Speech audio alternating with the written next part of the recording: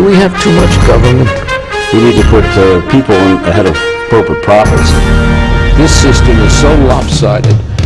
This threat is a real threat to democracy.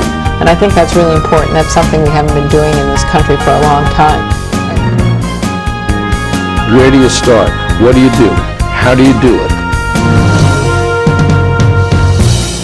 Access to Democracy and other Eagan community television programming is supported by Thomson Reuters, makers of Westlaw Next and based in Eagan. Through Westlaw Next and other innovative online services, Thomson Reuters is the world's leading source of intelligent information for businesses and professionals. Online at thomsonreuters.com. And by U.S. Federal Credit Union, the member-owned financial institution offering service, value, and experience you can trust to the greater Twin Cities community.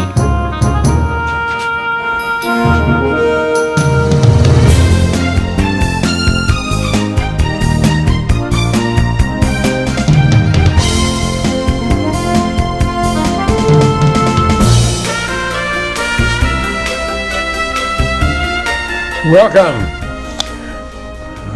Good afternoon, Mr. and Mrs. Eagan, and all the ships at sea, or as some famous radio personality used to say, we're back with Access to Democracy. Alan Miller here, and probably our number one guest in terms of not only quality but quantity, Senator Jim Carlson. Thank you, Alan. District 51. Area 51. Yes, we are. Area 51, yes indeed. And a lot of strange things go on in Area 51. Right.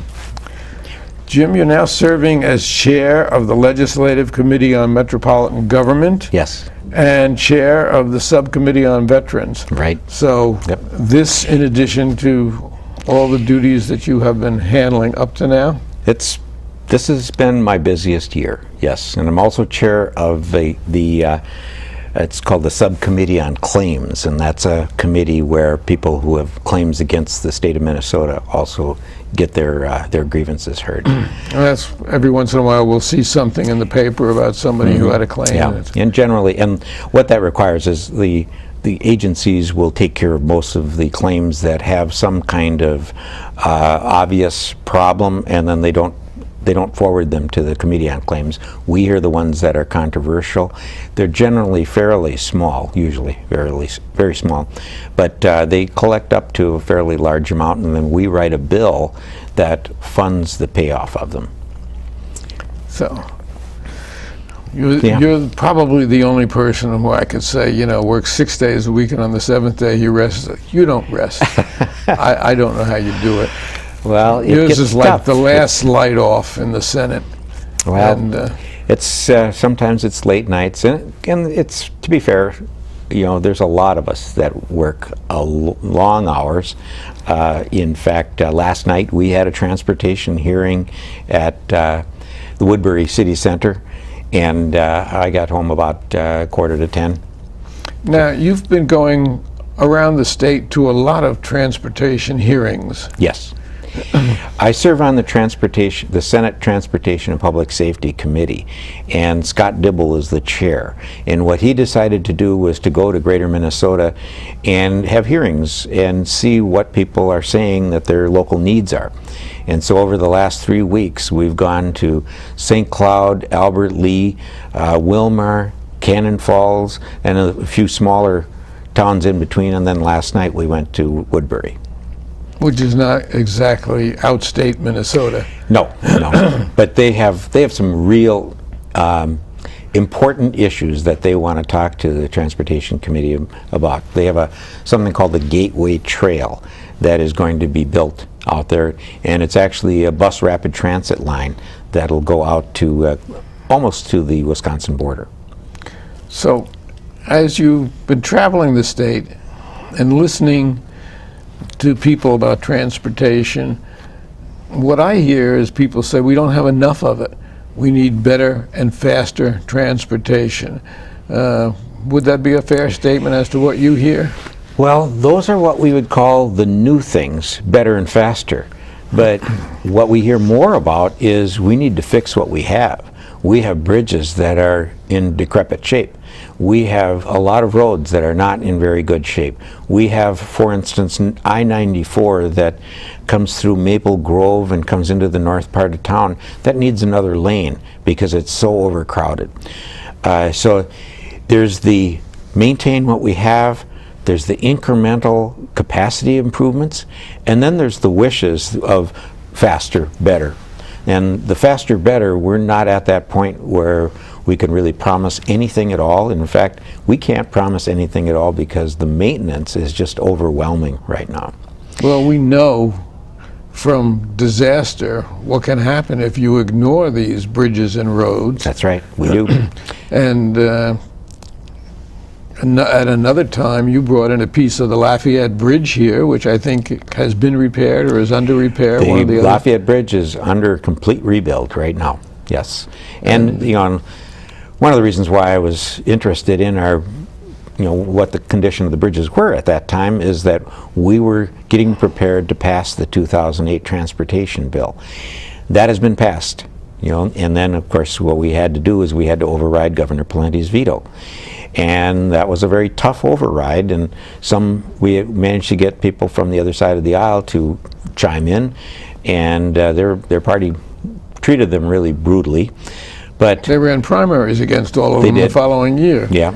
For really doing their job. They did their job, their due diligence. And now, I've been to the Apple Valley Transit Center opening, which wouldn't have been possible if that bill hadn't been the veto hadn't been overridden, to the bridge in Burnsville on Highway 13 and 5, that wouldn't have been done, the Eagan Transit Center, the Lafayette Bridge, as well as numerous other bridges all around the state.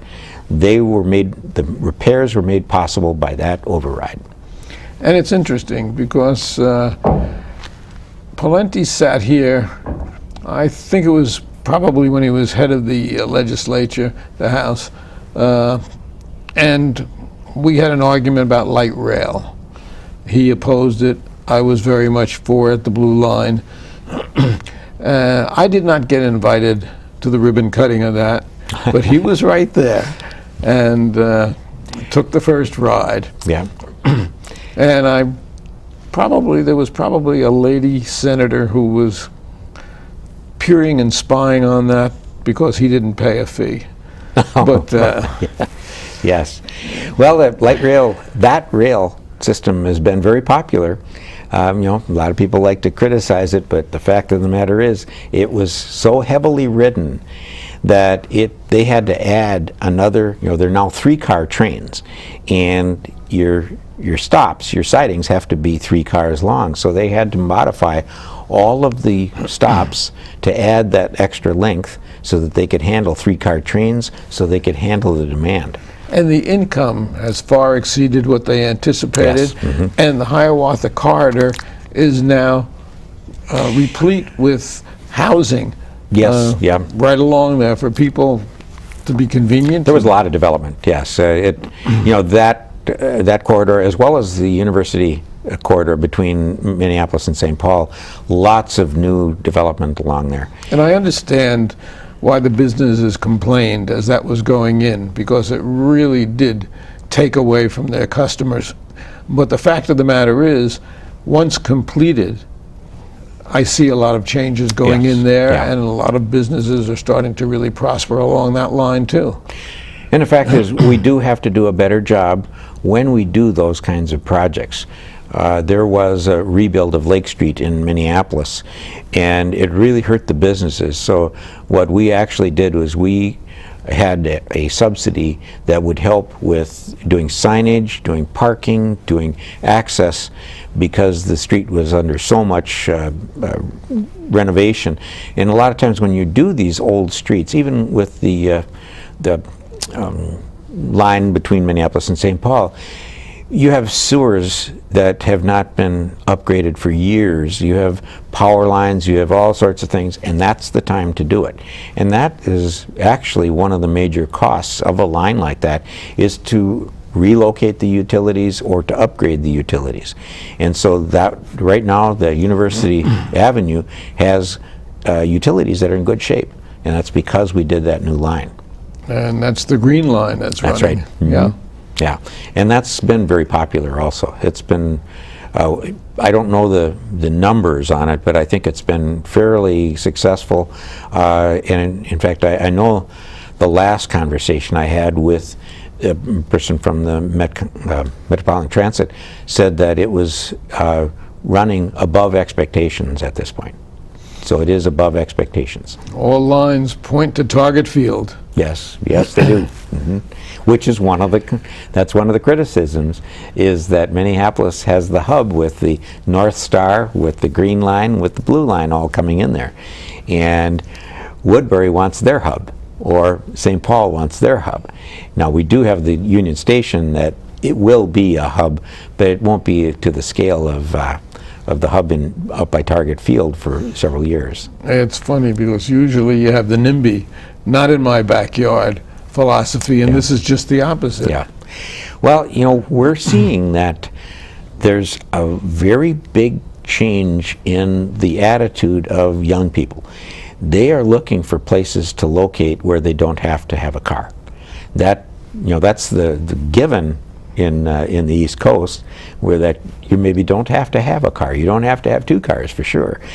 There are a lot of young people here who want to have a place that they can live, where they don't need to find parking, they don't need to scrape off their cars or pay insurance, all of that, and so they're locating around these lines now. We talk sometimes about value capture. That's one way that some people would like to see us raise revenue, is the increased value of the real estate that's around a station or that's nearby a line like that, and they want to be able to put that into transit. We've kind of avoided that because it's not real clean and it could go parcel to parcel, being a problem, and so we've kind of avoided that. But there's there's very big interest by the Chamber of Commerce to want to subsidize transit that way. What about lobbyists? What kind of influence do lobbyists have on transportation? A lot. And it depends on, every lobbyist is there to lobby for their clients, and their clients have, they have interests that, let's say, for instance, today, I talked with a lobbyist who, in the governor's transportation bill, he wants the railroads to fund intersections, upgrades of what they call on-grade intersections with tracks at 50%. So if there's an overpass that's needed, the railroad would pay 50%. The state would pay the other 50%. And we're talking about railroads, not light rail. This is railroads, yes. And because railroads are really the big subject right now across the state, because they're hauling all of this oil. And the oil that comes from the Bakken, that has a lot of volatile solvents in it, so it actually is kind of dangerous. And we've seen from a couple of accidents how much damage just one yesterday they can do. Yes. Yeah, and when that oil spills, it's easy to light because it has these volatile chemicals in it, and they have to go slow. In fact, the law says that they can't go above 45 miles an hour in Minnesota, and that's partly due to the age of the trackage, but also just stopping distances, things like that. Some of these trains now are getting to be 2 miles long. They're huge. When they stop, they close off a lot of intersections, a lot of on-grade crossings, and so one of the things that the governor wants to do is to encourage the railroads to put in some overpasses so that like ambulances, first responders can get through some of these towns, because the towns are cut in half.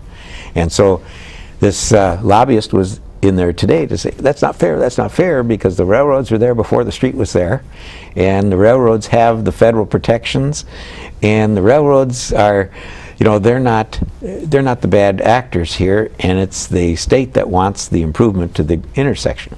So I listen and I say, yes, yes, yes. Well, then the next person comes in and they want to do something, but the railroads are charging them. For instance, let's talk about if you're going to pass something underneath the railroad track, like a telephone line, fiber. You bore that through with a machine, just like what they do under your driveway. It doesn't disturb the driveway. It doesn't hurt the blacktop. Doesn't do any of that. Well, this doesn't hurt the railroad tracks, but they want to charge up to $40,000 to go underneath the railroad track, and there's no reason for that. And this is just a fee so that they can do it. It's not the cost of doing it. It's just a fee. And so we're talking with them about how we can come to some meeting of the minds so that it doesn't have to be such an extraordinary fee. Because the railroads have they do have the upper hand on those kinds of things because they do own that property. So now, you go back to lobbyists. Lobbyists can be the best source of information ever. I'm dealing with a lot of lobbyists especially on the transportation issues. One of them being the street maintenance bill that I'm carrying for the 4th time and trying to get it through. And the lobbyists are digging into all the questions that come up in committee meetings. One of the big ones right now is this even constitutional? And so we're trying to get as high a level opinion as possible, and the lobbyists are helping us get that done. The lobbyists on the other side are saying this isn't constitutional. You can't do that to us. You can't. In fact, what would this bill do? This bill will be like your utility bill, where you will pay a small amount every month, or something like your street lights, let's say. You pay that either based on each month or each quarter, and then it goes into a street fund, and when they need to seal coat your street, they can do it using those funds.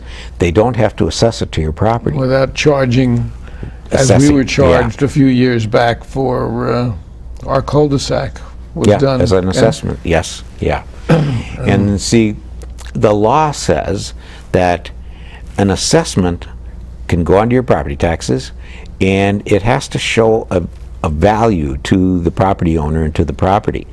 Well, if you have a street and now you seal coat it, you can't really prove that it improved your home value. It did protect it, but it didn't improve it. And so that's why we would like to have this as a tool to use. And you can say, okay, well, why don't you just put it on the property taxes and tax everyone based on the value of your property? Well, there are some properties that aren't taxed. They're the nonprofits, the churches, the schools, lots of those kinds of properties. In St. Paul, it's, I believe, 32% of the property is nonprofit. So they would never be able to pave a street if they had to follow that. But they're a charter city, and charter cities can make their own laws. So they do have a street fee, as does Bloomington, as does St. Louis Park, as does any charter city has the ability to do that. What I'm trying to do is allow what they call a statutory city, like Eagan, to be able to do it. Eagan and Burnsville are my 2 biggest supporters. They really would like to have that. I have resolutions from about 170 small towns across Minnesota asking us to get this passed. And so far we've not been able to do it because the Chamber of Commerce thinks it's a tax increase and that we should do it with taxes, which is a problem all the time, especially when the legislature wants to do what they call a levy limit. We might pass a levy limit that's 3%, and then they can't increase the taxes. And also, especially when there's a surplus that's even bigger than what they anticipated. I mean, I've heard some bizarre things about what should be done with the surplus. Well, the problem with the surplus, and I think I've talked about the surplus before, the 1.8 or 1.9 billion that has been identified as the surplus is the increase in the amount that will be collected by today's law by June 30th of 2017. Of 2017. Yes. The year after next. Right. So we have now, I don't know what the surplus is for this biennium, which is this June. I think it was about $380 million. That was what was estimated in November. So I would suspect it's over 400 now, something like that. But again, this is a forecast. It's a guess at what's going to happen. And to tell you how firm that guess is, this is the error that was made back last year in February. It's how much more is going to be collected than they expected last February. So it's really a mistake. So that mistake went up. I mean, we had a lot better, lower unemployment. We've had lower costs of schools. We've had higher income. We've had a very good stock market, so people are trading their capital, and they're having to pay tax on capital gains. All of that added together gave us this additional $800 million that we didn't expect. Now, things can go the other way real quick. So let's say that there's some fiscal unrest in Europe and it causes the stock market to go down. Suddenly that income flow stops. If we have I don't know what this target layoff is, how that's going to affect the budget, but it will affect the budget when you have 400 fairly well-paid people now are losing their jobs. So that's what happens with the surplus. So I'm not one that says let's go spend it, because it can go down, it can go away. Well, Jesse Ventura gave it back. He gave it back. And that was a terrible mistake. And there's a bill in the House of Representatives that says give it back. And that's not going to happen. We're not going to do that. And what we did, which is something that is actually extremely fiscally responsible, last year we passed a bill that mandates that a certain percentage of any surplus goes into the general fund. We do have already that you have to pay back the schools if you have a surplus. You have to pay that back at a certain rate. So, excuse me, we added on to that. First you pay back the schools, then you put a certain amount of money, and I believe it's 25%, into the reserve fund. So that's where some of that is going, no matter what right now. That is the law. So that's going to go into the reserves. So after that happens, we always have to remember too that the way, and this is something that was put into place several years ago, and we've tried to get it out a couple of times, the surplus or the excess collections is subject to inflation. So they put in there how much people are going to be paid more, how much are more people we're going to have, all of those kinds of things that increases the revenues. But the spending, we don't use inflation in it, and we know it's going to go up. So it goes up every year. It goes up every year, but we don't put it in those budget figures. If we would, this particular additional $800 million would go away completely. It's because the $800 million is about the same as the inflation that is missing in those numbers, and you can get that on the management and budget website. Putting it in the reserves is the same as a rainy day fund, Yes. in effect. Yeah. Because inevitably things happen. Yes. Bridges fall down, floods happen, all of those kinds of things. And that's what we've done, is we've had to move money around because we've had these major flood disasters. And so it's wise to do that. In the case of a city like the city of Eagan, they generally will have somewhere between 25% of what they spend per year, which is a lot of money. 25, in some cities have 35 or 40% of what they spend per year in a reserve. That's because they're not paid frequently. They're paid, I think it's twice a year. So think about that when you're talking about a $48 billion budget.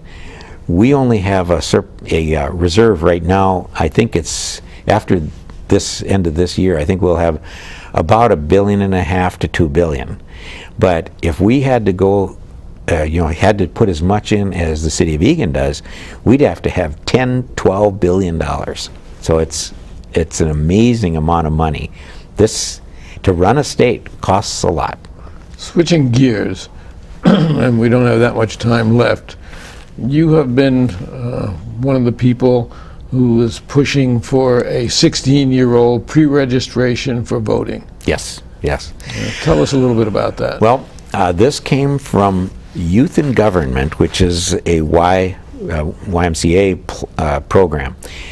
And one of the Eagan residents that took part in that, his name is Daniel Thomas Cummins, he introduced this bill in the Youth in Government, and it passed 42-2. And he thought that's a good idea to have 16-year-olds to pre-register to vote. This is not registering to vote, this is pre-registering. And you can do it when you get your driver's license or any time after you turn 16. And when you turn 18, just like it is today, you can register when you're 17 if you're going to be 18 by the next election. And before the election, the Secretary of State does the screening. You'll make sure that you're a citizen, make sure your address is correct, and sends out what they call the voter response card, all of those kinds of things. They send that out just before the election to verify that that person still lives at that address, actually has that name, gets them onto the registration rolls. Well, what Dan thought he would do is have this for 16-year-olds, and they would, everything would act exactly the same. They would not be put onto the voter rolls. They would not be able to vote, but they would automatically be registered to vote, or let's say their application would already be in there at the time when they would age into 18. And at a time when the percentage of eligible voters is so low, it really, really is an encouragement to get young people Yes, it and is. get them registered and voting. And we had a lot of controversy about it, because there are groups that think this is a way to get more Democrats registered. And in actuality, it's the reverse, because the Secretary of State had found a study that shows that there generally are more Democrats that register than Republicans. So what this would do is actually get more Republicans registered to vote when they're young. So it's really the reverse of what they say. But the idea is just to get everybody Yes. out there and vote. And it promotes the civic engagement too. Now when you are pre-registered, you know what you're going to be facing in a couple of years, and it gets people a little bit more involved in their community. Yes or no? Are we going to see any kind of campaign finance reform? For certain, I have two bills to do some of that. One of them is up for a hearing on, I believe it's Tuesday. I've had one that was a couple of days ago, and one of them is an agency bill. Actually, it was Thursday night when we went out to Woodbury. No, I'm sorry, that was last night. We got a half a minute, so just... Last night we went out to Woodbury, and I had to wait for 5 hours for it to go through the Judiciary Committee. So yes, there will be at least 3. Yes, and I'm carrying 2 of them. We've been talking with Senator Jim Carlson, Senate District 51, our favorite senator and most frequent guest, Access to Democracy. And join us again. Thank you. It was a good one. Yeah. Some heavy duty stuff, but I hope people listen. I hope so. Yeah. We usually get a lot of response. People do listen to this show. Yeah. People stop me.